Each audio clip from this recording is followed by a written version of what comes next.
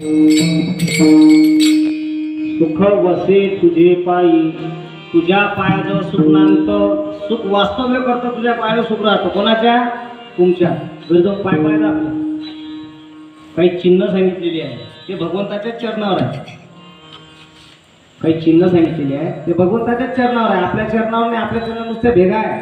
चांगली जर कॉटनची चादर झोपासाठी दिली खाली टाकली ना, ती फाडून टाकतो आपण. हा, सुख वसे तुझे पायी. भगवंताच्या पायावर सुख आहे, आहे नाही ना, ते देव सुखरूप आहे. कसा आहे देव? सुखरूप आहे. कसा सुखरूप आहे? देव सुखाचा सागर, देव सुखाचा सागर, चित्ती राहो निरंतर.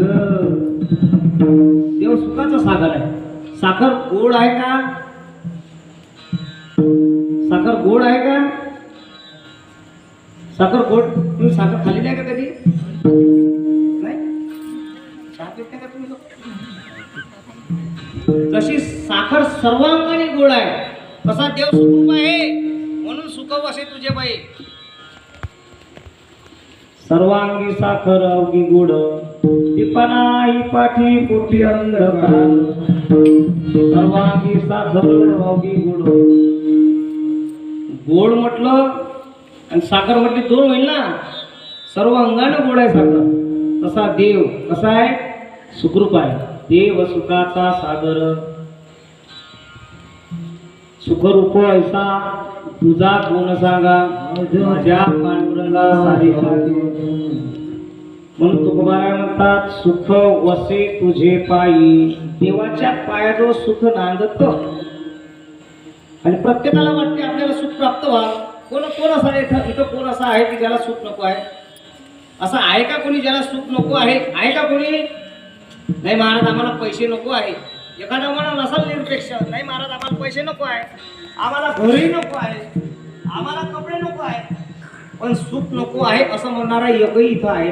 मी सिद्ध करून देतो. सुख नको आहे असं म्हणणारा एकही नाही. का? याच्यामागचं कारण काय? आपला जन्म सुखरूप परमात्म्यापासून झालेला आहे. ममैवांशो जीवलोके. गीतेचा 15 अध्याय. आला 15 अध्याय पुन्हा. 15 अध्याय पिक्चर सोडून राहिला यावर्षी. ममैवांशो जीवलोके. भगवंत म्हणतात हे जे जीव आहेत ना सृष्टीतील, हे सगळे माझे अंश आहे. ममैवांशो जीवलोके. आपला बाप सुखरूप आहे, मग आपण सुखाची अपेक्षा करणार नाही का? करणार नाही का? पण प्रत्येकाला सुख प्राप्त झाला आहे का? सांगा बरं इमानदारीनं.